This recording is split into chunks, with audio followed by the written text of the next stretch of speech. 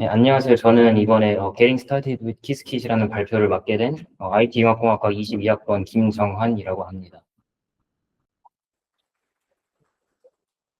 이제 앞 세션에서 이제 그 기초적인 선형대수랑 기초적인 양자 정보 이론에 대해서 배우셨을 텐데, 이번 세션에서는 그래서 이제 이거를 어떻게 코드로 구성하고 이걸 양자 컴퓨터로 돌리는지에 대해서 한번 알아보도록 하겠습니다. 사실 뭐 앞에 두 세션에서는 좀 되게 막 수학, 물리 내용 이런 것들이 많았는데, 이번 세션에서는 뭐 그런 건 거의 하나도 없고 그냥 되게 가볍게 그냥 키스킷이라는 라이브러리가 어떤 라이브러리고 어떤 걸 할 수 있는지에 대해서 그냥 가볍게 들어보시면 될 것 같습니다.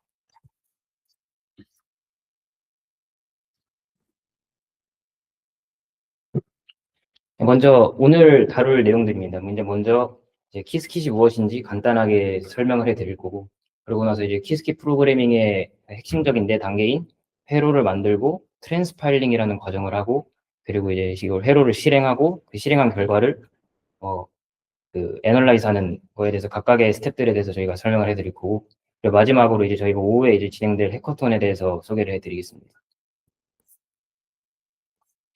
먼저 키스킷이 뭐냐면요. 키스킷은 이제 IBM 퀀텀에서 개발한 양자 회로를 설계하고 클라우드를 통해서 양자 컴퓨터에 접근해가지고 시뮬레이션 하거나 실제로 리얼 하드웨어에서 양자 회로를 돌리기 위해서 만들어진 파이썬 기반의 오픈 소스 퀀텀 컴퓨팅 SDK입니다. 그냥 파이썬 라이브러리예요.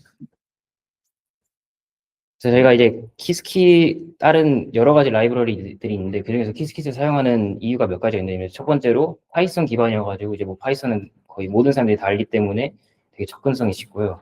그리고 또 이 키스킷은 오픈 소스이기 때문에 누구나 무료로 다운로드 받아서 사용할 수 있고, 그리고 뭐 코드 오픈 소스니까 뭐 커밋을 하거나 아니면 코드를 실제로 다 뜯어볼 수 있어서 좋고요. 그리고 또 클라우드를 통해서 IBM 그 퀀텀에 있는 그 양자 컴퓨터들을 내가 만든 회로를 전송해가지고 실제로 돌리고 실행할 수가 있습니다. 사실 키스킷으로 IBM 퀀텀 클라우드 말고 뭐 IonQ 클라우드라던가 아니면 아마존 AWS 브래켓 써가지고 뭐 리에티라던가 OQC 같은 데서 만든 그 하드웨어도 쓸 수 있고, 뭐 다양한 클라우드를 쓸 수 있는데, 일단 보통 IBM 거를 많이 쓰니까 IBM 걸로 설명을 해드리겠습니다. 그리고 또 클라우드로 통해서 리얼 하드웨어로 돌린 것뿐만 아니라 그 로컬 시뮬레이터들도 굉장히 강력해가지고 시뮬레이터들도 돌려볼 수가 있고, 그리고 또 오늘 이제 이 키스킷 폴페스트 하는 것처럼 이 키스킷 커뮤니티가 되게 크고 좀 활발하고 잘 돼 있어가지고 공부 자료들도 많고 해서 되게 공부하기도 편하고 좋습니다. 사실 아까 그 양자 컴퓨터 프로그래밍 언어에 키스킷 말고 다른 것들도 있다 했는데, 뭐 다른 것들도 간략하게만 살펴보자면, 먼저 페닐레인이라고 그 캐나다에 있는 자나두라는 스타트업에서 만든 파이썬 라이브러리가 있는데, 얘는 좀 파이토치나 텐서플로우 같은 애들이랑 좀 연동도 잘 되고 해가지고 QML 같은 거 할 때 좀 많이 쓰는 편이고요. 그리고 또 썰크라고 해가지고 그 구글에서 만든 파이썬 라이브러리가 있는데, 얘는 좀 니스크 알고리즘이라 해가지고 그 퀀텀 컴퓨터랑 클래시컬 컴퓨터 같이 쓰는 하이브리드 알고리즘 연구에 좀 편한 그런 라이브러리가 또 있고요. 또 큐샵이라고 해가지고 앞에 키스킷이랑 페닐레인이랑 썰크는 다 그냥 파이썬 라이브러리였는데, 얘는 아예 그냥 다른 언어고요. 문법은 좀 C샵이랑 비슷하다고 합니다. 네. 그리고 얘는 그 아마존 에이저랑 연동이 된다고 하네요. 네. 그럼 이제 본격적으로 키스킷으로 프로그래밍 할 때 워크플로우를 살펴볼 텐데, 일단 키스킷의 워크플로우를 크게 네 단계로 나누면, 먼저 회로를 빌드하고, 그리고 그 회로를 트랜스파일이라는 과정을 거치고, 그 트랜스파일된 회로를 실제 뭐 시뮬레이터라던가 리얼 하드웨어에서 그 실행을 한 다음에 그 결과를 저희가 받아가지고 분석을 합니다. 먼저 회로 만들기부터 해야 되는데, 회로 만드는 거는 사실 얘가 가장 좀 복잡할 수도 있는데, 일단 뭘 하는 거냐면, 일단 풀고 싶은 문제가 있을 거 아니에요. 그거를 이제 우리가 원하는 그 적절한 양자 알고리즘을 사용해 양자 알고리즘으로 설계를 해야 된다. 근데 그 양자 알고리즘 사실상 양자 회로기 때문에 그 우리가 풀고 싶은 문제를 어떻게 포뮬레이트하고 어떻게 큐비스 인코딩하고 그런 거를 생각하고 결정하고 설계하는 단계가 회로를 만드는 단계입니다. 그래서 이때 어떻게 회로를 설계하는지에 따라서 이 양자 알고리즘의 그 뭐 성공 여부라던가 아니면 효율 이런 것들이 거의 다 결정되기 때문에 굉장히 중요한 단계라고 볼 수 있고, 아까 뭐 예시를 하나 들어보자면, 아까 전 시간에서 벨 스테이트를 아마 배우셨을 텐데, 벨스테이트가 그 루트 2분의 0 더하기 1 벡터인 거 그거거든요. 그거를 만약에 만들고 싶으면 먼저 그 큐빗 2개짜리 회로를 먼저 만들고 거기 그 0번 큐빗에다가 하다마드 게이트를 한 다음에 0번과 1번을 에다가 시납 게이트를 하면 벨스테이트가 만들어지거든요. 그럼 그거를 이제 코드로 한번 살펴보면 일단 뭐 그 키스킷의 퀀텀 서킷이라는 클래스가 있어요. 이 퀀텀 서킷 객체를 하나 만들고 여기 이거는 그 2개짜리 큐빗 레지스터, 퀀텀 레지스터라는 뜻인 거고, 그리고 거기에다가 0번 큐빗에다가 하다마드 게이트를 뜻한 H 그 메서드를 쓰고, 그리고 0번과 1번 큐빗에다가 시낫을 쓴다는 CX 메서드 써가지고 이렇게 하면 이 회로가 딱 만들어져요. 살짝 여기서 참고해야 할 사항이 하나 있는데, 그 우리가 이건 고전 컴퓨터도 뭐 똑같은 건데 그 컴퓨터가 비트를 읽는 순서에는 잠시만요. 네. 비트를 읽는 순서에는 크게 그 빅 엔디안이라는 방법이 있고 리틀 엔디안이라는 방법이 있어요. 빅 엔디안은 그냥 우리가 읽는 것처럼 그냥 비트 스트링이 있으면 앞에서부터 그냥 차근차근 해석하는 그게 빅 엔디안이고, 리틀 엔디안이라는 거는 이제 그 거꾸로 뒤에서부터 그걸 해석을 하는 건데, 고전 컴퓨터들도 그러고 키스킷도 그러고 다 그 비트 스트링들을 다 리틀 엔디안 표기법으로 해석을 해요. 그래가지고 예를 들어서 뭐 키스킷으로 뭐 했는데 그 결과 비스트링이 나왔으면 그거를 우리가 받아 읽을 때는 거꾸로 해석을 하시면 됩니다. 사실 고전 컴퓨터도 아키텍처마다 그 좀 다르긴 한데, 일단 뭐 인텔 X86 아키텍처 리틀 엔디안을 쓰기 때문에 거의 사실상 고전 컴퓨터도 다 리틀 엔디안을 쓴다고 보시면 되고, 네, 그래서 뭐 여기서 예를 들어놨는데, 뭐 예를 들어서 결과 비스트링이 11000이 나왔으면 사실 0번 큐빗이 0으로 나왔다는 뜻인 거고, 1번 큐빗이 0으로 나왔다는 거고, 2번 큐빗도 0으로 나왔다는 거고, 3번, 4번 큐빗이 11이었다는 뜻인 겁니다. 그래서 거꾸로 보셔야 되고, 다시 회로 만드는 걸로 돌아와가지고, 아까 여기서 저희가 회로를 이제 그 퀀텀 서킷이라는 객체로 만들었었는데, 그러니까 사실은 이 키스킷에서만 있는 클래스니까 당연히 실제 하드웨어라던가 다른 라이브러리랑 같이 할 때는 사실 이 콰즘이라는 어셈블리 랭귀지로 다 변환을 해가지고 이 텍스트로 다 읽거든요. 말 그대로 그냥 어셈블리 언어여가지고 아까 그 회로에 해당한 어셈블리 언어인데 그냥 이렇게 텍스트로 원래는 이렇게 표현해가지고 서로 소통하고 그런 느낌입니다. 이제 그 키스킷 워크플로우의 두 번째 단계인 트랜스파일링이라는 과정에 대해서 살펴볼 건데, 이 트랜스파일링은 이제 빌드 단계에서 만든 저희가 알아들을 수 있는 이상적인 회로를 실제 양자 하드웨어가 실행하고 알아들을 수 있는 형태로 번역을 하면 좀 회로가 길고 그럴 텐데 그걸 좀 최적화하는 과정입니다. 그냥 고전 컴퓨터로 따지면 그냥 컴파일링이랑 거의 그거에 대응되는 단계라고 보시면 되고, 그 양자 컴퓨터에서는 트랜스파일링을 꼭 해야 되는 이유가 몇 가지가 있는데, 일단 이건 또 양자 그 QPU 플랫폼에 따라 다르긴 한데, 일단 초전도 큐빗 같은 경우에는 모든 큐빗들이 다 서로 연결돼 있지가 않아요. 이렇게 몇 개씩만 연결돼 있는데, 일단 그렇기 때문에 트랜스파일링을 통해 가지고 우리가 그 실행하려는 그 하드웨어에 맞도록 큐빗 맵에 맞도록 이걸 회로를 살짝 수정을 해줘야 돼요. 근데 그거를 이제 트랜스파일러라는 애가 해주는 거고, 살짝 예를 들어보면 이 오른쪽 사진 얘는 연세대 학교에도 설치되어 있는 127큐빗짜리 IBM 이글 프로세서의 큐빗 맵인데, 보시다시피 막 얘네들이 이렇게 연결되어 있는데 얘랑 연결 안 돼 있고 이러잖아요. 이러기 때문에 우리가 만든 회로를 그냥 그대로 쓰면 안 돼요. 2큐빗 게이트 같은 경우에는 서로가 붙어 있어야지 그 게이트, 2큐빗 게이트를 가할 수 있기 때문에 그 큐빗 매핑을 조금 수정을 해야 되는 걸 트랜스파일러가 해줍니다. 그래서 예를 들어보면 만약에 0번과 2번 큐빗에다가 우리가 CX 게이트, 그러니까 큐빗 게이트를 하고 싶다면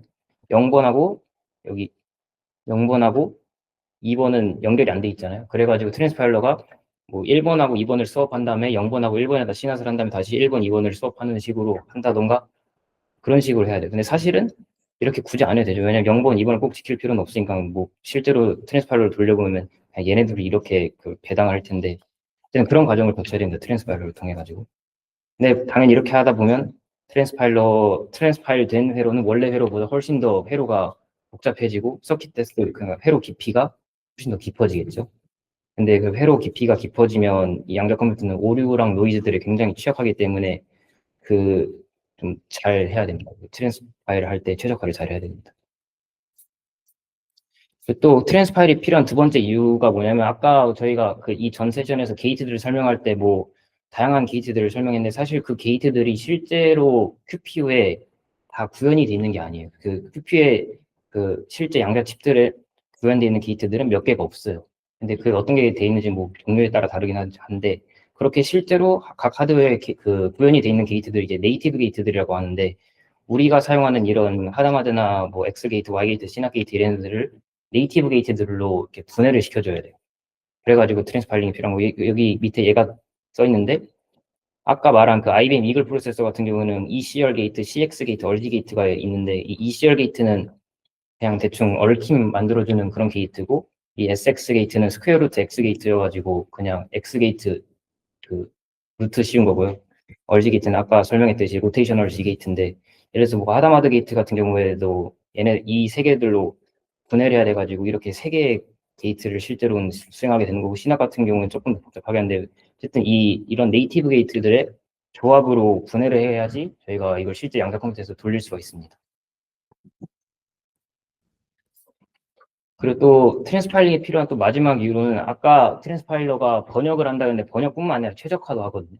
그래가지고 아까 말했다시피 그 양자 회로는 그 깊이가 깊어지면 오류에 굉장히 취약하기 때문에 이런 최적화를 잘 해줘야 됩니다. 그래서 여기 예시가 있는데 뭐 사실 회로를 이렇게 짤 사람은 없을 것 같긴 한데 뭐 예를 들어서 같은 큐빗에서 X 게이트를 두 번 똑같이 연속을 하면 사실 이건 아무것도 안 한 거잖아요. 그래서 이런 게 만약에 있다고 하면 이런 것들 뭐 알아서 잘 걸러줘. 이런 것뿐만 아니라 뭐 다양한 최적화들을 트랜스파일러가 알아서 잘 해줍니다. 그리고 또 트랜스파일러 옵션에서 이걸 최적화를 또 얼마나 할지도 다 선택을 할 수 있는데 만약에 트랜스파일러 옵션에서 최적화를 좀 많이 하게 된다고 많이 하게 해버리면 그 양자 컴퓨터에서 돌아가야 되는 회로는 좀 더 그 좋을 수도 있지만 우리 그 고정 컴퓨터 그 트랜스파일링은 고정 컴퓨터에서 하는 거거든요. 그 고정 컴퓨터에서 트랜스파일링 할 때 고정 컴퓨터에서의 리소스가 좀 더 많이 필요하고 그런 건 있을 겁니다. 그리고 이 사진은 뭐 그 왼쪽은 그냥 우리가 쓰는 이상적인 그런 회로고 오른쪽은 트랜스파일된 회로인데 딱 봐도 그냥 회로가 훨씬 더 복잡해지고 그랬죠. 그리고 지금 여기서는 뭐 0번 큐빗에 하다마다 하나 하고 0하고 2번 큐빗에 시납했는데 얘를 해보니까 아까 위에 큐빅 맵에서 0번하고 2번 연결 안 돼 있잖아요. 안 돼 있었잖아요. 그래가지고 0번을 뭐 16번 큐빗으로 매핑을 하고 2번을 26번으로 이렇게 잘 알아서 매핑을 해주고 뭐 게이트들도 다 네이티브 게이트들로 분해가지고 트랜스폴러가 다 해준 겁니다, 이게. 그러면 이제 그 회로를 트랜스파일 했으면 이제 이 트랜스파일된 회로는 이제 양자 하드웨어가 실제로 알아들을 수 있는 회로니까 얘를 이제 실행을 해야 되는데 이제 이 실행하는 단계가 이제 키스케의 세 번째 단계입니다. 실행할 때 이제 백엔드를 지정해가지고 그걸 뭐 알아서 잘 돌려가지고 결과를 좌비라는 형태로 돌려가는 단계입니다. 먼저 아까 백엔드라 했는데 백엔드에 대해서 백엔드가 좀 몇 가지 종류가 있는데 일단 첫 번째 종류로는 시뮬레이터들이 있습니다. 시뮬레이터들은 이제 양자 하드웨어에서 일어나는 일들을 좀 수학적으로 행렬법들로 다 해가지고 좀 흉내내는 그런 시뮬레이터고요. 보통 주로 로컬에서 실행하긴 하는데 뭐 하려면 뭐 서버에서 하거나 할 수도 있습니다. 그리고 키스킷이 지금 최신 버전이 그 버전 2거든요. 근데 버전 1까지는 이 시뮬레이터 종류가 좀 되게 다양하고 좀 중구난방으로 있었는데 버전 2에서는 AR 시뮬레이터라는 걸로 거의 다 통합을 해서 이거 하나만 아시면 되고 또 시뮬레이터는 이게 시뮬레이터고 수학적으로 그냥 계산하는 거다 보니까 그 노이즈가 없는 환경에서도 저희가 시뮬레이션 할 수가 있어요. 그래가지고 뭐 노이즈 없는 상태에서 시뮬레이션 하거나 아니면 뭐 노이즈를 저희가 뭐 원하는 노이즈를 인위적으로 추가하거나 아니면 실제로 뭐 클라우드에 있는 하드웨어의 노이즈 상태를 불러가지고 그 노이즈를 좀 흉내내도록 그 노이즈 시뮬레이션도 할 수 있고 그럽니다. 근데 이게 시뮬레이터를 쓸 때 좀 참고 알아둬야 될 게 당연하게도 얘는 당연히 뭐 고정 컴퓨터에서 돌아가는 건데 이걸 할 때 좀 메모리랑 그 컴퓨팅 리소스를 좀 생각을 해봐야 되는데 일단 큐빗 하나가 늘어날수록 필요한 메모리가 뭐 지수적으로 증가하기 때문에 저희가 뭐 노트북 그냥 일반적인 컴퓨터 한 16이나 32기가 램으로 한다고 하면 진짜 여기 써 있는 것도 뭐 다른 프로세스들 없이 진짜 딱 이 그 큐비트가 필요한 메모리 숫자인 거여서 사실 여기까지도 사실 잘 안 나오고 일반 노트북으로는 뭐 이론적으로만 30큐빗 정도 가능한데 실제로 이렇게까지 다 구겨 넣기는 힘들고요.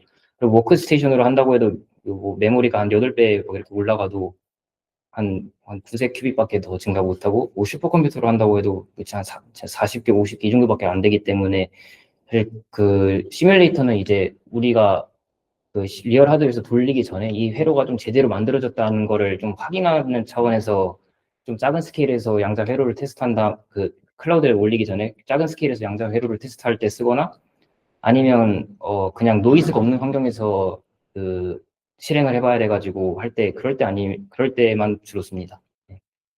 그리고 또 이게 큐빗의 상태 벡터 자체도 메모리가 굉장히 큰데 그것들의 게이트를 가고하면 또 그거의 행렬 곱셈도 굉장히 복잡하고, 그리고 또 그 양자 컴퓨터는 항상 다 그 여러 번 샘플링을 해가지고 그걸 통계적으로 처리를 해야 되기 때문에 이걸 또 여러 번 해야 돼요. 그래가지고 시뮬레이터는 굉장히 무겁기 때문에 보통 주로 다 작은 스케일에서만 합니다.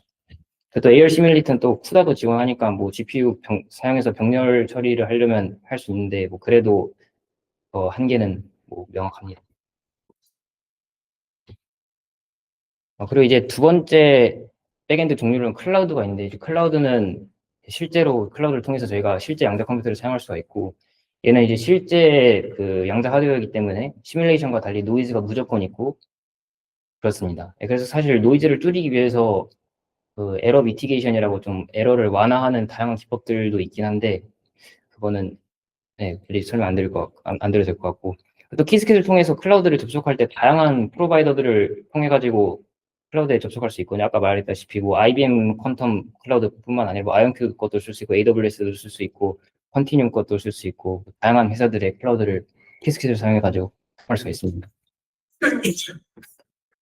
근데 클라우드는 이제 당연히 클라우드이기 때문에 전 세계 사람들이 다 같이 공유하는 거여가지고 제가 이제 그 실행 요청을 보내면 당연히 다 대기열이 있어가지고 한 몇 분이나 길면 몇 시간씩 기다려야 할 때가 있고, 그리고 또 그 클라우드 쓰려면 당연히 거기 클라우드 계정이랑 API 키가 필요하고, 그리고 일부 클라우드는 아주 짧은 시간 동안 무료로 개방이 돼 있긴 한데 좀 큐빅 개수가 많은 고성능 하드웨어를 쓸 거나 아니면 좀 오랫동안 쓰려고 하면 다 돈을 내야 됩니다. 돈이 좀 비싸요, 이게. 그리고 이제 그 백엔드랑 그 어떤 백엔드로 할지 정했으면 이제 이거를 어떻게 실행할지를 그 저희가 해야 되는데, 키스킷에는 이거를 회로를 돌리는데 크게 두 가지 방법이 있거든요. 걔네들이 이제 키스킷 프리미티브스라는 살짝 계층을 나눠가지고 저희 그 사용자들이 그냥 쉽게 실행할 수 있도록 만든 그 계층 구성을 해놨는데, 어, 네, 이 프리미티브스를 사용하면 저희가 어떤 백엔드를 사용하든지 상관없이 다 똑같은 코드로 그냥 백엔드만 바꿔가지고 쓸 수 있기 때문에 프리미티브스 굉장히 편하고, 그냥 사용자가 더 편하게 회로를 돌릴 수 있도록 만든 그냥 되게 추상화된 하이 레벨 계층이라고 생각하시면 됩니다. 그래서 프리미티브스는 두 가지가 있는데, 먼저 첫 번째로 샘플러라는 게 있는데, 샘플러는 뭐냐면 그 회로를 실행을 하고 그 회로의 결과의 확률 분포를 그 반환해주는 그 작동 방식이에요. 그래가지고 이 샘플러를 할 때 이제 샷수를 지정해주면 그 샷수만큼 샘플링을 해가지고 그 결과 비스트링을 뭐 000이라든가 001이라든가 걔네들이 나올 확률들을 카운트들을 반환을 해줍니다. 두 번째 프리미티브는 이제 에스티메이터라는 프리미티브인데, 얘는 이제 그 회로와 아까 그 두 번째 세션에서 들었던 옵서버블을 받으면 그 옵서버블에 대한 그 회로의 기대값을 계산해 줍니다. 기대값식은 아까 했는지는 잘 모르겠는데 이렇게 되고요. 그래서 이 에스티메이터는 뭐 VQ이나 QAOA 같은 그 요즘 그러니까 에러가 있는 퀀텀 컴퓨터를 할 수 있는 하이브리드 알고리즘의 로직에서 굉장히 할 때 그냥 에스티메이터를 쓰고요. 네, 그렇습니다. 그리고 또 이걸 실행을 할 때 이건 사실 시뮬레이터에서는 상관없는 얘기고 클라우드에서 돌릴 때만 상관 있는 얘기인데, 두 가지 실행 모드가 있거든요. 첫 번째로 이제 잡 모드는 이제 샘플러나 에스티메이터를 런 할 때마다 클라우드에다가 요청을 한 번씩 그때 보내가지고 그때마다 대기열을 기다려가지고 그 워크로드를 그 실행하는 방식이고, 세션 모드는 이제 그 하드웨어랑 내 컴퓨터랑 클라우드랑 연결돼 있는 동안에 계속 여러 번 회로를 보내가지고 대기열 줄 서는 거 없이 그 세션 안에서는 계속 그 워크로드를 돌릴 수 있도록 하는 엑스큐션 모드예요. 그래서 잡 모드 같은 경우는 보통 샘플러가 아까 그냥 그 샷수 그 확률 분포를 반환한다 했잖아요. 그런 거 할 때 보통 잡 모드를 많이 쓰는 것 같고, 세션 모드 같은 경우는 그 VQA 알고리즘 같은 하이브리드 알고리즘들은 이제 양자 컴퓨터에서 측정을 한 결과를 가지고 고정 컴퓨터에서 최적화를 한 다음에 다시 그거를 최적화해서 바뀐 파라미터 가지고 다시 양자 컴퓨터에 보내야 되는데, 그런 거 할 때마다 이터레이션 할 때마다 다 계속 대기를 줄 서면 이게 시간이 끝도 없이 걸리기 때문에 그때는 보통 세션 모드를 사용해가지고 그런 알고리즘들을 돌립니다.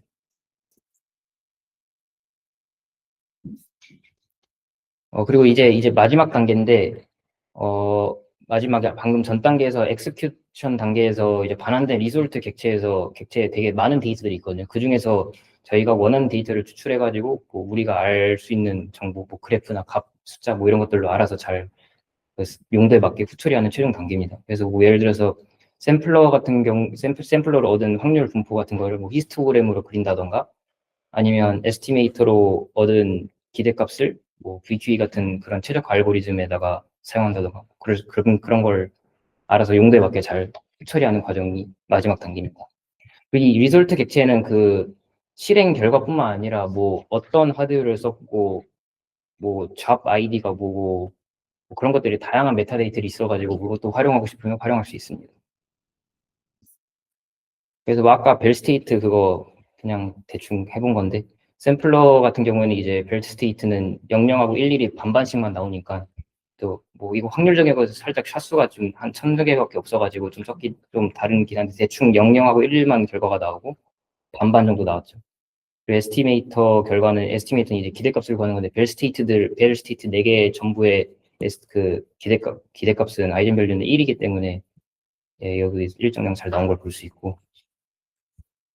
여기까지가 그 키스킷 워크플로우의 4단계고, 사실 키스킷을 활용해서 프로그램 할 때 거의 이 4단계에 맞춰가지고 그 프로그램 하게 되는데, 자세한 문법이나 사용법 같은 경우에는 저희가 이제 그 해커톤이 이제 점심을 드시고 하시게 될 거거든요. 거기서 이제 비기너 해커톤을 하시면 이제 그 키스킷의 실제 기본적인 문법이랑 사용법 같은 것들을 다 저희가 설명부터 문제까지 다 만들었으니까 한번 풀어보시면 되고, 또 이제 키스킷을 이미 써보신 분들 많이 계실 텐데, 그런 분들을 위해서 이제 챌린저 난이도도 만들어 놨거든요. 이건 이제 키스킷에 익숙하신 분들을 위해서 좀 그 응용 주제들로 문제를 구성했으니까, 둘 중에서 원하시는 거 아무거나 자유롭게 다운로드 받으셔가지고 한번 풀어보시면 됩니다. 네. 주피터 노트북이니까 그냥 파일 열어가지고 하시면 되고, 둘 다 하셔도 돼요. 네, 시간 아마 충분할 겁니다. 둘 다 하실 시간. 다운로드는 여기 저희 사이트에서, 이거 아직 이거 안 열어놨는데, 여기 사이트에서 이 글씨를 누르면 이거 뜨거든요. 그래서 파일 알아서 다운받으시면 되고, 해커톤 뭐 경품 같은 걸 소개해 드리자면, 일단 비기너 같은 경우에는 다 완료하시면 저희 완료자 명단에 저희가 자동으로 올라가거든요. 그 중에서 저희가 3명에게 추첨을 통해서 어제 드렸던 보조 배터리 드릴 거고, 챌린저 난이도 같은 경우에는 문제 맨 마지막에 점수가 있어요. 점수를 구하는 게 있는데, 그 점수 상위권자에게 저희가 6명에게 이렇게 경품을 드릴 예정입니다. 그럼 뭐 발표는 여기까지 하도록 하고, 혹시 질문 같은 거 있으신가요? 네, 그럼 질문 없으시면 일단 점심 드시고 그 해커톤 이거 다운로드 받는 것도 열어놓도록 하겠습니다. 네, 감사합니다.